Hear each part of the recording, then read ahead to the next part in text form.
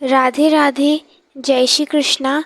श्री राधा रानी की कृपा से, श्री जी की कृपा से हम कली अवतार श्री राधा कृष्ण मिलत तनु श्री कृष्ण चैतन्य महाप्रभु जी के चरित्र को श्रवण पान कर रहे थे। आज श्री कृष्ण चैतन्य महाप्रभु जी के चरित्र का भाग 58 है। जैसे कि हमने कल के भाग में देखा कि महाप्रभु जी नवद्वीप में पधारे। नवद्वीप पर पधार कर वे सभी भक्तों पर, सची मैया और श्री विष्णु प्रिया जी उसे मिले। उसके मिलने के बाद उन्होंने अपने खड़ाऊ को श्री विष्णु प्रिया जी को दिया। फिर महाप्रभु जी अब नवद्वीप से लौटने लग गए, नवद्वीप छोड़ने लग गए और अब उनको जाना था वृंदावन। परंतु वे श्री राम केली गाँव जाने लग गए। क्यों आखिरकार महाप्रभु जी श्री राम केली ग्राम जाने लग गए? उनको जाना था वृंदावन, क्योंकि श्री राम केली राजा हुसैन शाह, उनके संतोष जी और अमर जी सेवक थे, मंत्री थे। तो जो अमर जी थे वे थे बड़े भाई, जो कि राजा के छोटे राजा थे, उनके नीचे पदवी थी। और जो संतोष जी थे वे श्री रूप गोस्वामी जी, वे विद्य मंत्री थे, उनसे थोड़ी छोटी पद। तो उन दोनों की ये पद थी। तो वे भले ही बाहर से संसारी थे, बाहर से दिखता था कि वे संसार में कार्य कर रहे हैं, परंतु अंदर से उनके अंदर यही भावना थी कि मैं कब श्री राधा माधव के उन गोरे चरणार बिंदु को पाऊंगा, कब मैं श्री राधा माधव को प्राप्त करूंगा, कब मैं श्री राधा माधव को प्राप्त करूंगा। उनका हमेशा यही मनन चलता था। यह मनन नहीं रहता था कि वे संसार में, तो संसार के लिए वे नहीं सोचते थे। तो ये जो दो भाई थे अमर और संतोष, इन्होंने पूरे जो इनको एक स्थान मिला था, उन्होंने उस पूरे स्थान को वृंदावन बना दिया था। एक जगह राधा कुंड है, एक जगह निधिवन है, एक जगह कुंज है।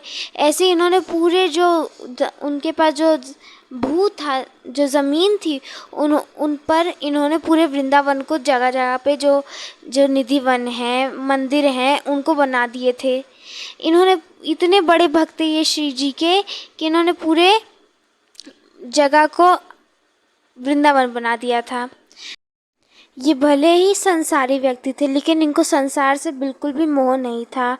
बताया जाता है कि जब श्री रूप गोस्वामी जी, श्री सनातन गोस्वामी जी ने इस माया को त्यागा था, या जो धन है इन सब को त्यागा था, किस प्रकार त्यागा था? जिस प्रकार कोई वमन करता है और फिर उसको कभी देखता नहीं है, उसी प्रकार श्री रूप गोस्वामी और श्री सनातन गोस्वामी जी ने इसे त्यागा था। तो बताया जाता है कि जो ये दोनों भ्राता थे, इनके पास इतनी संपत्ति थी, इतना वैभव था, इतना ऐश्वर्य था कि कहा नहीं जा सकता है। इनके पास उस वक्त 22 लाख स्वर्ण मुद्राएं थी। स्वर्ण मुद्राएं आज के समय में 22 लाख होना बड़ा कठिन है। उस समय उनके पास 22 लाख स्वर्ण मुद्राएं थी और उन्हें उससे किंचित भी मोह नहीं था, माया नहीं थी उससे बिल्कुल भी। ये बड़ी बात है, और होगी भी नहीं, क्योंकि वह तो श्री जी की निज से मंजरी हैं। जो रूप गोस्वामी जी हैं वो तो श्री जी की रूप मंजरी हैं। तो उन्होंने यह सब त्याग दिया था, और वे पृथ्वी पे आए ही इसीलिए थे कि वे श्री गौर लीला में आ सकें, वे गौर लीला का एक भाग बन सके, इसलिए वे तो प्रकट हुए थे। हम सबको दिखाने के लिए तो यह लीला हुई थी। तो एक बार की बात है, जो दोनों भाई थे, वे उस वक्त अमर संतोष जी, वो उस वक्त राजा के अंदर काम किया करते थे। तो एक रात्रि में जो अमर और संतोष जी थे वे कार्य कर रहे थे। उनको कुछ कागजात से काम था, तो उसी को रात भर काम कर रहे थे। तो उन्होंने अपने सेवक से कहा कि जाओ, बड़ी गर्मी हो रही है, तुम शरबत बना कर लाओ। तो जो सेवक था वो उनके लिए शरबत बनाने जाता है। तो उस वक्त था रात्रि का समय, और रात्रि के समय में कुछ ना दिख पाना ये तो एक आम सी बात है। तो जो सेवक था उसने चीनी की जगह, उस चीनी के डिब्बे की जगह उसने मैदे के डिब्बे को उठा लिया। चीनी के भूरे की जगह उन्होंने मैदे के भूरे को उठा लिया, और मैदा को उन्होंने मिलाकर उसी पानी में दोनों भ्राताओं को दे दिया। और वे जो दोनों भ्राता थे वो कार में इतने तल्लीन थे कि उन्हें कुछ पता भी नहीं चला, और उन्होंने उसे शरबत समझकर वह पी गए। उन्हें कुछ अता पता नहीं चला। फिर अगले दिन जब सेवक गया, जब उसने देखा रसोई घर में, अरे ये तो मैदा है, तब उसको लगा कि कितनी बड़ी भूल हो गई मुझसे, कितनी बड़ी भूल हो गई। मैंने तो भूरा की जगह, चीनी की भूरा की जगह उन्हें मैदा मिला कर दे दिया। तब जब उन्होंने बताया ऐसी ऐसी बात उन दोनों भ्राताओं को, तब दोनों भ्राता गए, ये क्या, हम इतने कार्य में लीन थे कि हमें यह भी नहीं पता चला कि हम चीनी का शरबत पी रहे हैं कि मैदे का। तो तब उन दोनों भाइयों ने उस सेवक को कहा, अब तुम जाओ। तो तब दोनों भाई बैठकर यह विचार करने लग गए कि अब हम लोग राजकाट में इतने लीन हो गए, तन्मय हो गए कि अब हमें कुछ भी नहीं आता पता चल रहा है। अब हम माया में इतने चले गए कि अब हम पारलौकिक और जो संसारी सुख है वो भी नहीं भोग पा रहे हैं, वो भी हम नहीं ले पा रहे हैं। पारलौकिक मतलब जो भगवान वाला सुख, और जो संसारी जो हम जान रहे हैं, जो हर कोई व्यक्ति जीवन में भोगता है वो सुख भी हम नहीं उठा पा रहे हैं। ये कैसा जीवन हो गया है हमारा। ऐसा उन दोनों भ्राताओं ने पूरे दिन भर सोचने में लगा दिया। फिर शाम को श्री रूप गोस्वामी जी को, संतोष जी को राजा की तरफ से, बादशाह की तरफ से एक पत्र आता है कि आपको बुलाया जाता है। तो किसी काम से वे बाहर गए राजा के पास, और जब राजा के पास जाने लग गए तो जिस वन से वे जा रहे थे उस वक्त हो रही थी रात्रि का समय, और उस वक्त खूब तेज़ की बारिश हो रही थी, खूब बारिश हो रही थी। और वे उसी वन से जा रहे थे। तो नीचे पानी भरा हुआ था, उनकी पालकी जा रही थी, पानी में जो लोग थे उनका जो पैर था वो छप छप छप छप कर रहा था। तो उसी वन में एक धोबीन रहते थे। तो उस धोबी को वहीं से उनकी पालकी जा रही थी रूप गोस्वामी जी की, तो वहीं पर उस धोबी को एक आवाज़ सुनाई देती है कि कोई यहाँ से जा रहा है। तब धोबी जो है वो कहता है अपनी धोबिन से, अपनी पत्नी से कहता है कि जाओ देखो कौन आ रहा है। तब धोबिन कही कि हमारे घर तो कोई नहीं आ रहा है, 3 ही लोग में से कोई हो सकता है, या तो ये चोर होगा, या फिर ये कुत्ता होगा, या फिर ये गुलाम होगा राजा का, और कोई नहीं होगा। तब उसे उन दोनों को तो नहीं पता था कि यह बात जो है श्री रूप गोस्वामी जी सुन रहे हैं। तो उसी रास्ते से वे जा रहे थे और उन्होंने यह सारी बातें सुन ली उन दोनों धोबिन और धोबी की। तब वह रास्ते में सोचने लग गए, ये क्या बोल रही है, ये कह रही है या फिर इस रास्ते से कोई चोर जा सकता है, या फिर कुत्ता, और या फिर राजा का कोई गुलाम। इसने तो सभी को एक ही श्रेणी में डाल दिया। तो फिर रूप गोस्वामी जी मन से यही सोचते रहे, और फिर वहाँ पर वे पहुँच गए और बादशाह का जो कार्य था उन्होंने पूर्ण करवाया। फिर लौटने लग गए, और लौट कर जब वे घर आए और सनातन गोस्वामी जी को सारी बातें बताई, तब उन्होंने सनातन गोस्वामी जी ने कहा कि हाँ वो सही तो कह रही है, वो देखो अनपढ़ और तब भी कितनी सही बातें कही।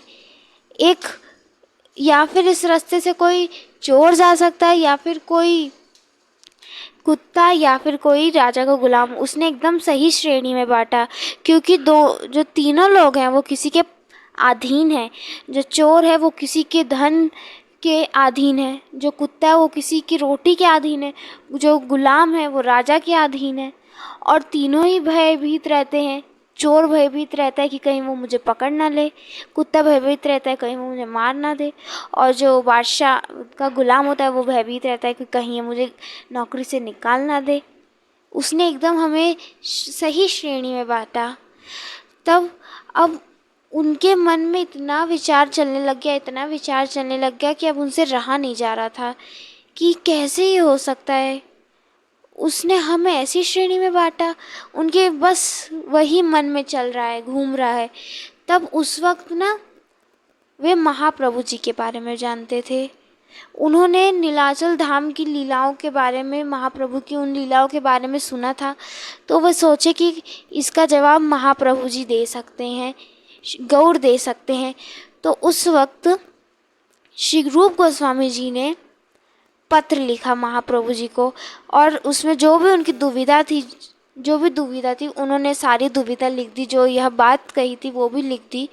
और यह बात जाकर महाप्रभु जी के पत्र के द्वारा मिल गई। फिर महाप्रभु जी ने उनको यह पत्र के द्वारा ही उत्तर दिया था। रूप गोस्वामी को उन्हें उत्तर में यह बताया कि तुम भले ही अभी संसार में हो, लेकिन तुम यह समझो जिस प्रकार कोई स्त्री होती है, वो स्त्री किसी पर पुरुष के उसमें आसक्त हो जाती है और संसार में वह हर कार्य करती रहती है, परंतु उसके मन में जो है उस पुरुष के बारे में चिंतन चलता रहता है। उसी प्रकार तुम संसार में रहो और सारे कार्य करते रहो, परंतु मन में हमेशा भगवान के बारे में ही सोचो, श्री राधा कृष्ण के बारे में ही सोचो, उनके ही बारे में मनन करो। उसी में ऐसा महाप्रभु जी ने एक और प्रश्न किया था कि हम इस जो जाल है माया का, इससे कैसे निकलें। तब महाप्रभु जी ने यह उत्तर देते हुए कहा था कि जिस प्रकार एक व्यक्ति नाव की वाट में बैठा रहता है कि अब नाव आएगी, उसी प्रकार तुम भी इंतज़ार करो कि एक बार मेरे नाथ ज़रूर आएंगे और मुझे यहाँ से इस झंझट से निकालेंगे, इस माया से निकाल देंगे और मुझे अपने रास्ते में ले जाएंगे। इसलिए तुम भी खूब हरि भजन करो, हरि के भजन करो, भगवान के भजन करो। तुम यह मत सोचो कि तुम उससे निकल नहीं पा रहे हो, उस माया से निकल नहीं पा रहे हो, क्योंकि अगर हम खुद से निकलने का प्रयास करेंगे तो शायद हम ढंग से ना निकल पाए, उसी में फिर फंस जाएंगे। परंतु जब हरि निकालेंगे, जब श्री कृष्ण निकालेंगे, तो ऐसा निकालेंगे कि फिर कभी वहाँ जाना नहीं पड़ेगा। इसलिए तुम परेशान मत हो, तुम बस हरि का कीर्तन करो, भजन करो। ऐसा महाप्रभु जी ने उत्तर देते हुए श्री रूप गोस्वामी जी को समझाया था। फिर अब रूप गोस्वामी में बहुत, उस दिन से जब से उन्होंने यह पत्र महाप्रभु जी का प्राप्त किया था और पढ़ा था, और तब से वह अपने चित्त में विकलता पैदा करने लग गए। ठाकुर जी के प्रति उन्होंने विरह पैदा शुरू किया। अब वे रोते थे, रुदन किया करते थे कि हे नाथ आप कब मिलेंगे, हे नाथ आप कब मिलेंगे, हे प्राणानाथ कब मिलेंगे। वे श्री रूप गोस्वामी जी भी अब रुदन किया करते थे, खूब रोते। और एक बार उन्होंने महाप्रभु जी से प्रश्न भी किया कि महाप्रभु जी, साधना इतनी हो रही है, भक्ति हो रही है, परंतु वो मिल नहीं रहे हैं।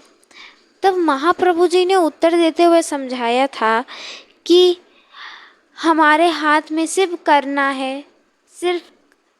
है, और जो ठाकुर जी हैं उनके हाथ में है, प्रियतम के हाथों में होना है।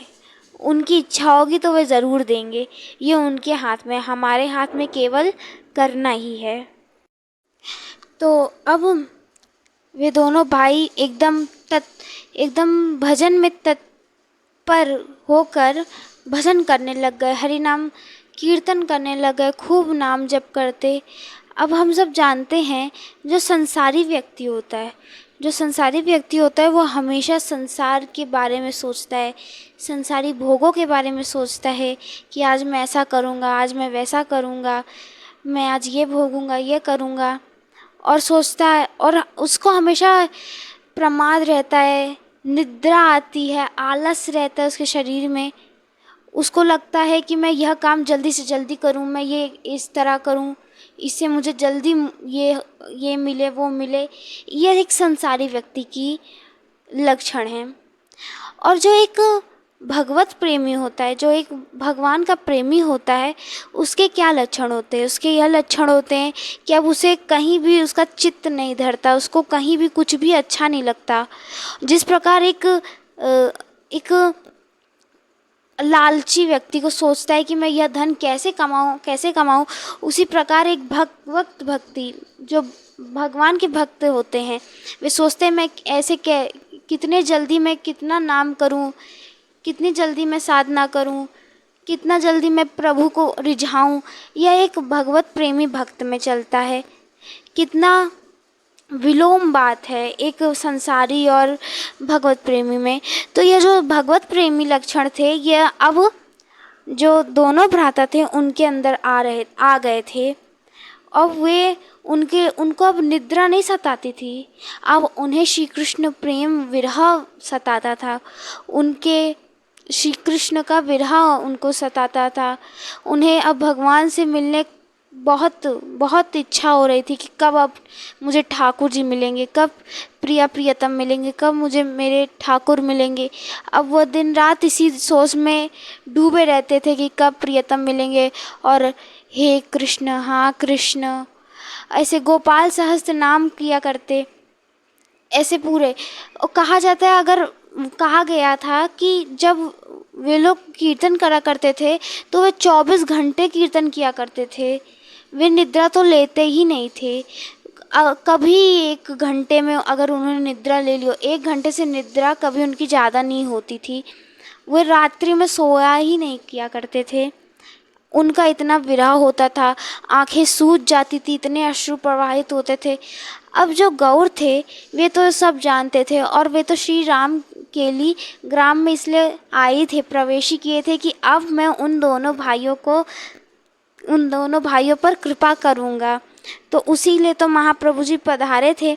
तो जो उनके पीछे, महाप्रभु जी के पीछे जो भक्त जन थे, वे तो जानते नहीं थे कि महाप्रभु जी श्री राम के लिए ग्राम में पहुंच गए। क्योंकि वे लोग तो जब गौर की ध्वनि सुनते तो उसके पीछे ही सुनते रहते कि कैसे गौर हरि बोल कह रहे हैं, उसी को सुना करते। तो जब गौर बीच उसी श्री राम के लिए ग्राम में रुके और कहे कि आज हम यहीं निवास करेंगे, इसी श्री राम के लिए ग्राम में, तब सारे भक्तजन ने सुना कि महाप्रभु कह रहे श्री राम के लिए ग्राम, हम यहीं पे आ गए, हम ऐसे डूबे हुए थे, हमें कुछ पता ही नहीं चला। तब गौर ने अब वहीं पर रुककर कीर्तन प्रारंभ किया। और गौर जब मधुर वाणी में कीर्तन गाते हैं, कृष्ण हे कृष्ण हे कृष्ण हे कृष्ण हे, और जैसे यह वाणी उन्हीं 2 भ्राताओं को सुनाई पड़ी है और देखा है अटारी से कि ये कौन बोल रहा है इतनी मधुर वाणी में, इतनी मधुर वाणी। सोचे कि ये कौन है, तभी जाकर वे अटारी पे गए और देखा कि एक गौर वर्ण के व्यक्ति हैं, जिनके अगल बगल लाखों लोगों की जनसंख्या के लोग हैं, बहुत लोग खड़े हैं। तब एक समझ गए ये कोई आम नहीं है, ये हमारे ही गौर हैं, ये हमारे महाप्रभु जी हैं। तब उन दोनों भ्राताओं ने वेश धारण किया है। महाप्रभु के सामने वे लोग दीनहीन बन के गए थे, तो उन्होंने फटे पुराने कपड़े पहने हैं और उन्होंने अपने सर के ऊपर खूब सारी लकड़ियों का बोझा रखा है, गले में कुल्हाड़ी टांगी हुई है और मुंह में तिनका है। इस स्वरूप से वह क्या बताने जा रहे हैं, महाप्रभु जी को क्या बताना चाह रहे हैं कि मेरे सर पे इतना बोझा है पापों का, मेरे गले में मैंने स्वयं से कुल्हाड़ी मारी, मेरे पैर पे कुल्हाड़ी मारी, मुंह में तिनका है, और तिनके का अर्थ है कि मैं उस तिनके से भी तुच्छ और अधम हूँ।